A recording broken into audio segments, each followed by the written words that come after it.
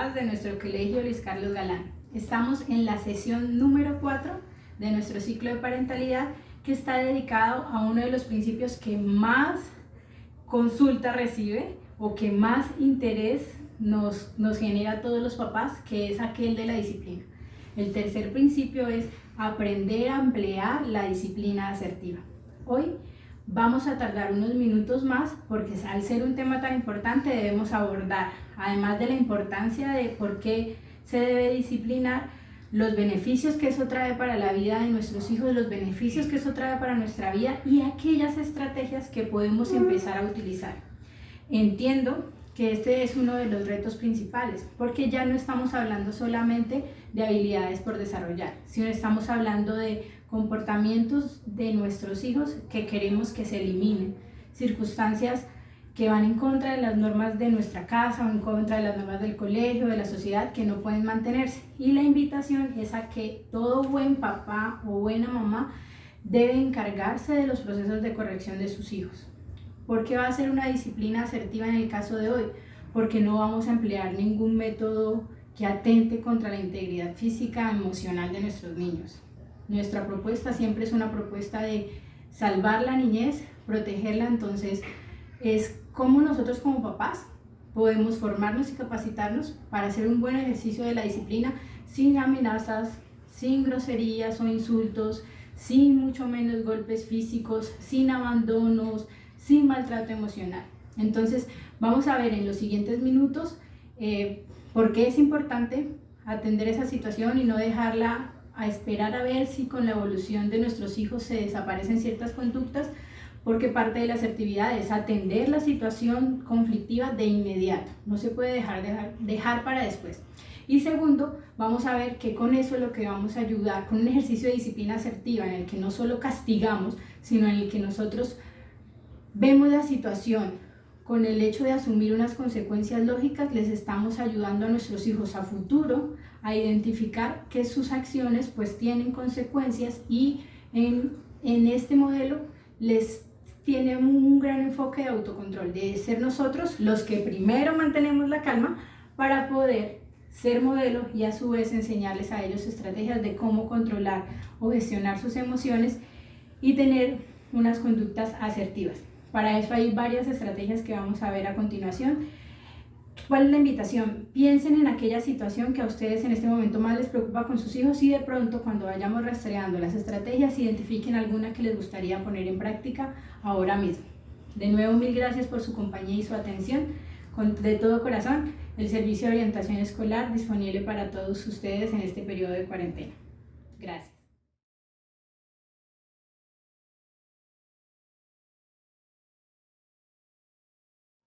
Nos adentramos en el tercer principio de la parentalidad, que es uno de los que más interesan a muchos de los papás y mamás, que es cómo potenciar o desarrollar una disciplina asertiva. Cuando hablamos de esto, tenemos que reconocer que todos los niños y las niñas necesitan disciplina. La disciplina asertiva les ayuda a ellos a aprender que se deben aceptar unas reglas, que existen en este mundo unos límites que son necesarios, que es tarea de nosotros aprender a desarrollar el control sobre las emociones que tenemos. Es importante aprender a considerar al otro, que es valioso saber expresar los sentimientos de una manera adecuada, de manera que yo puedo asertivamente contar lo que siento, pero también está respetando las necesidades de los otros, y que es indispensable que uno como ser humano aprenda a asumir las responsabilidades de sus actos. Este es el fin último del ejercicio de disciplinar a un hijo. En realidad el fin último de disciplinar a un hijo nunca es sancionarlo. Y tal vez se ha creído que cuando estamos hablando de crianza respetuosa, los psicólogos lo que estamos diciendo es que a los niños se les tiene que permitir hacer lo que ellos desean, y no, eso es una falsa creencia acerca de lo que plantean estos principios. En realidad ellos lo que nos están invitando es que nosotros hagamos un ejercicio consistente del acompañamiento cuando se presentan esas malas conductas, porque es normal que en las diferentes etapas de desarrollo de un hijo se le deba corregir. Entonces, esta disciplina asertiva lo que dice es que nosotros debemos aprender a ser consistentes, porque si hoy manejamos una regla y mañana ya no la manejamos, o si la mamá cree una cosa pero la abuelita cree otra cosa, no existe ese panorama de consistencia en el cual nosotros les debemos ayudar ayudando a entender a los niños que existen unas consecuencias lógicas de los actos y una necesidad de reparación cuando se genera un daño.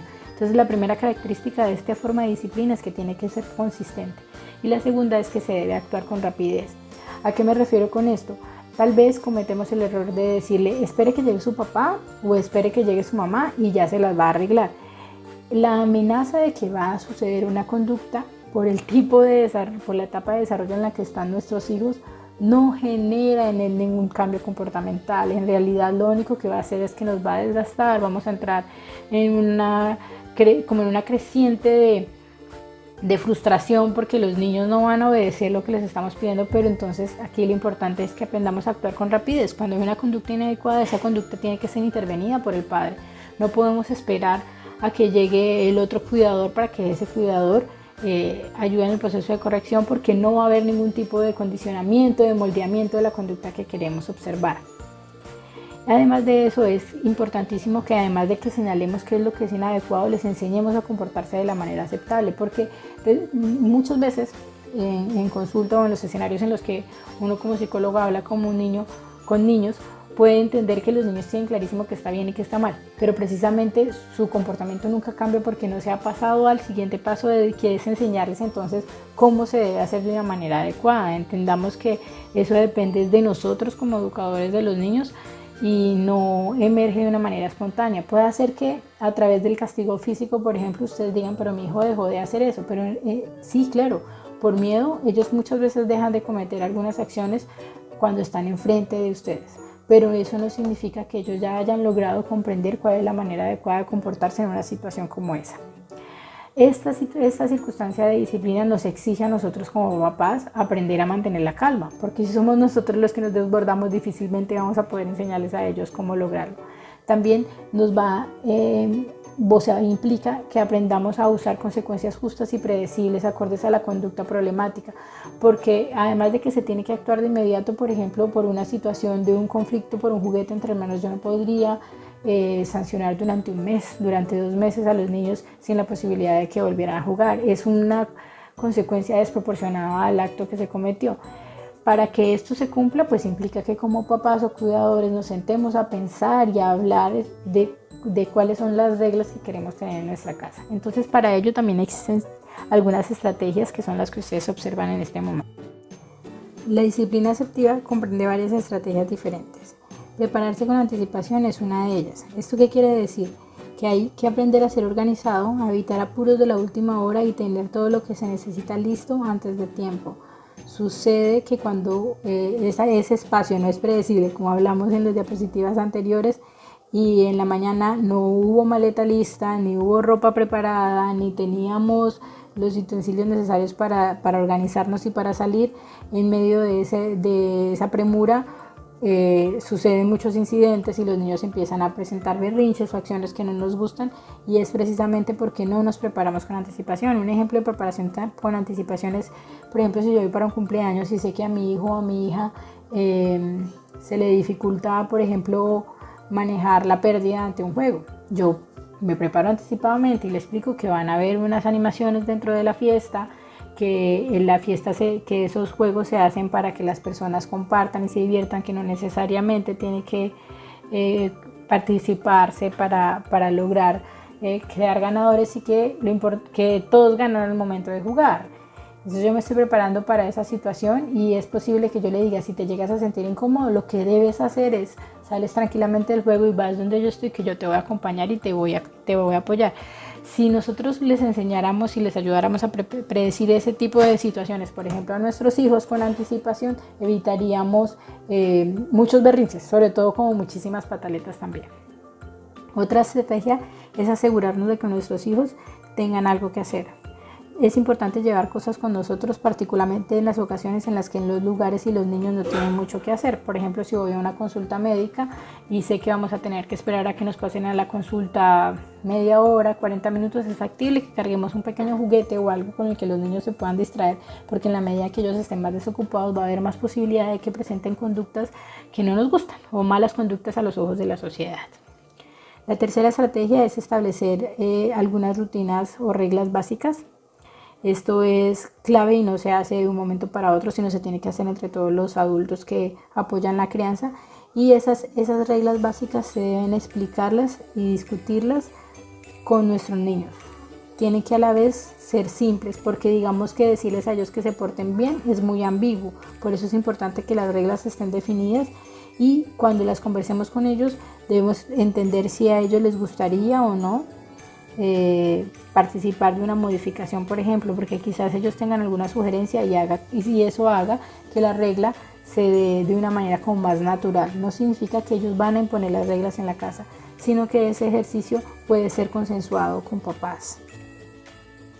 Dentro de las estrategias de disciplina asertiva existe una que pareciera que no fuera disciplinante, y es que pensamos que disciplina consiste solamente en prestar atención a la conducta inadecuada para extinguirla. Claro que eso se debe hacer y se debe hacer de una manera inmediata, pero también es importantísimo aprender a pensar que nuestros hijos necesitan elogio sobre las conductas adecuadas. Entonces, en ese sentido, se debe prestar mucha atención al comportamiento de nuestros hijos cuando lo hacen bien.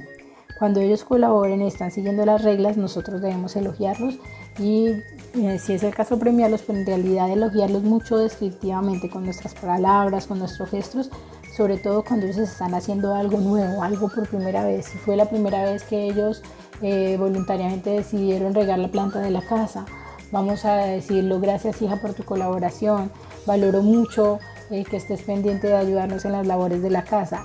El impacto de un elogio descriptivo a la buena conducta en el momento en que ella está generándose espontáneamente con nuestros hijos tiene mucho más impacto en el tiempo, o sea, en la permanencia de esas buenas conductas, que aquellos momentos en los que solamente nos centramos en lo que queremos corregir o que tal vez no estamos como precisamente muy conscientes del lenguaje que le estamos ayudando a crear a ellos, porque si todo el tiempo estamos hablando de lo haces mal, incumples o algo, no es un secreto para ninguno de nosotros que se deteriora la autoestima de nuestros chicos y que a pesar de que ellos no nos lo digan, no van a estar dispuestos para avanzar porque creen que no son capaces de hacerlo, porque no se sienten competentes ante los ojos de las primeras personas que ellos están creyendo que son quienes más lo deben amar. Otra de las estrategias es que es importante educar nuestra voz para utilizar nuestra voz de una manera efectiva. Es valioso que cuando estamos hablando de niños pequeños nos acerquemos, mantengamos la calma, lo hagamos a su nivel y les hablemos con una voz firme. Tal vez pensamos que el que más grita es el que más tiene la razón, pero en este enfoque no necesariamente se está hablando del uso de la fuerza para tener, digamos, como aprendizajes a largo plazo. Yo puedo lograr que mi hijo se calle, yo puedo lograr que mi hijo no me diga nada, incluso puedo lograr que mi hijo pare alguna conducta con un alarido, pero no estoy permitiendo que él fortalezca la habilidad que yo quiero que tenga a largo plazo. Entonces, ¿qué va a suceder con un poquito más de años, cuando ya ellos entren en una etapa en la que no vayan a tenerle temor a la correa, a la amenaza de que se les va a castigar?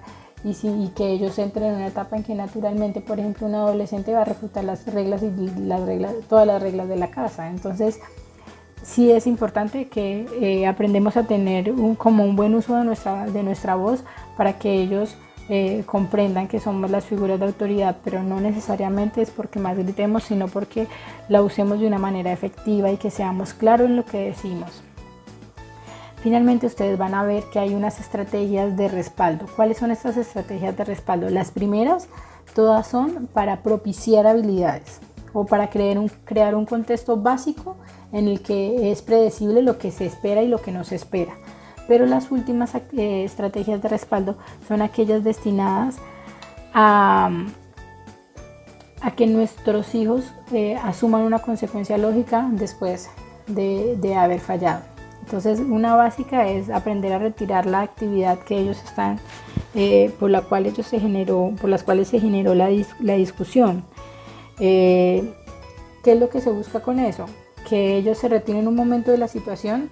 Yo creo que eso lo hacemos la mayoría de los papás, pero tal vez fallamos en el cierre. Una vez nosotros les quitemos a nuestros chicos, por ejemplo, la televisión porque estaban discutiendo con su hermano por la televisión, debemos decir cuánto tiempo. vamos a apagar 10 minutos la televisión y explicar por qué vamos a apagar 10 minutos la televisión.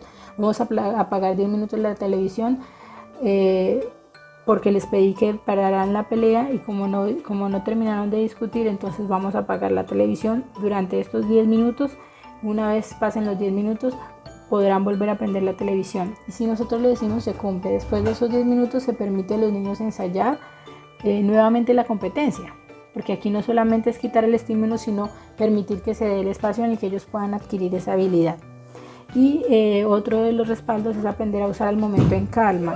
Esta circunstancia ya se asume frente a malas conductas mucho más graves, más de berrinche, de agresión física quizás de ellos hacia algún otro miembro de la familia, y se debe aplicar de una manera organizada y coordinada antes, porque si nuestros hijos no comprenden en qué consiste el momento de calma, que es suspender, digamos, el contacto social durante ese momento para que ellos se sienten ahí al lado donde nosotros estemos en silencio hasta que digamos como que su sistema nervioso se regule, ellos no van a sentirse rechazados. La intención de esta estrategia, que es la última, es la que cuando ya van escalonando y ninguna de las otras estrategias nos funcionan, es que nuestro hijo comprenda que debe llegar a un lugar de homeostasis y que está acompañado con nosotros mientras eso se da, porque podemos nosotros decir váyase para su cuarto y que pase media hora y en realidad no hicimos ningún ejercicio de cierre del conflicto que hay. Entonces este momento de tiempo de calma, primero son muy pocos minutos, en realidad vea ese acorde a la edad que tienen nuestros pequeños. Si por ejemplo estamos hablando de un niño de 2 años, no podría estar en tiempo de calma más de 2 minutos y no debe estar solo, debe estar al lado de nosotros para que seamos nosotros quienes les ayudemos a comprender cuál es la emoción que ellos tienen que regular. Una vez ya veamos que nuestros hijos estén estabilizados, vamos a tratar de llevarlos a otra actividad que los motive y que los vuelva a tener en conexión. No vamos a nuevamente a revivir, por decirlo así, la pelea al decirle, pero si viste por qué tuviste que ir a tiempo de calma, fue porque tú hiciste eso. No es el momento. Si ya logramos que nuestro hijo se calmara, entonces en ese momento lo invitamos a hacer otra actividad que lo motive. Ya después de ese momento podemos retomar a modo de orientación y de guía. ¿Recuerdas lo que pasó? Podríamos hacerlo de esta otra manera. Y finalmente, pues es importantísimo que cada una de esas estrategias aprendamos a usar como instrucciones claras y con calma a todos los miembros de la familia que los rodeamos. Hay instrucciones de inicio e instrucciones para el cese de la actividad. Acá lo importante es que esas instrucciones que les demos a nuestros hijos sean claras, por ejemplo, como recoge los zapatos, no adornar esa circunstancia de todas las otras eventualidades emocionales que tengamos. Por ejemplo, no vamos a gritar desde la cocina, en esta casa nunca sucede nada como yo espero, siempre me toca solo a mí, si ustedes fueran considerados conmigo, ya hubiesen recogido los zapatos. Si en realidad lo que queremos es dar una instrucción de inicio, que es que recojan algún juguete o algún zapato, debemos acercarnos a donde están nuestros hijos y usar su nombre o la palabra hijo o hija, recoge tu zapato por favor. La instrucción fue precisa, lo que queremos que ellos logren, porque tenemos que entender que los tiempos de atención de nuestros hijos no son los mismos de un adulto. Y una vez lancemos nuestra instrucción, vamos a esperar unos momentos para que el niño tenga esa conducta. Si el niño no tiene esa conducta, repetimos la misma instrucción de nuevo. Hijo, recoge los zapatos por favor. En caso tal de que esa instrucción de inicio que le estamos dando a nuestros hijos no se cumpla, podemos pasar a una situación de respaldo, que son las que hablamos anteriormente. Pero importantísimo que nos entrenemos en esta habilidad, porque suele ser usual que algunos padres o madres sean como muy cantaletosos, que es lo que coloquialmente todos conocemos, y son papás que se desgastan mucho, que van a terminar muy cansados o muy agotados por estar repitiendo todo el tiempo la misma situación y sentir que no hay nadie dentro de la casa como que lo apoye en ese ejercicio. Por eso sí es importante que además entendamos que es una habilidad que se va cultivando, pero que sepamos que es una de las claves de éxito en cuanto a la disciplina asertiva, aprender a decir con claridad y con calma lo que queremos lograr en nuestros hijos, tanto si es que hagan algo como queremos que se detengan en alguna conducta que no nos agrada. Y una vez apliquemos esa estrategia, si no se da, lo que plantea el principio de condicionamiento en la psicología es que se debe cumplir con una de las circunstancias de respaldo, que ya sean que les retiremos a nuestros hijos de la actividad o que apliquemos el tiempo en calma como la estrategia como extrema, evitando lógicamente que esas circunstancias de respaldo lo que evitan es que haya un castigo físico o que haya como la amenaza de que te voy a pegar o la amenaza de que te voy a hacer algo, porque en ninguna de esas circunstancias van a hacer que ellos cambien la conducta, papás. Familias galanistas, vamos ya en el tercer de los 5 principios de parentalidad positiva. Los felicito por todos los esfuerzos. Recuerden que ahora lo más importante es que pongamos en práctica aquellas estrategias que nos resulten interesantes y que creemos que podemos empezarlas a hacer en casa. Es el momento. Nos restan 3 encuentros, el del principio 4, el del principio 5 y nuestra conclusión. Asimismo, por favor, revisen el correo interno de la plataforma de sus hijos. Allí están llegando todas las sesiones destinadas a ustedes. Dios los bendiga. Nos vemos pronto.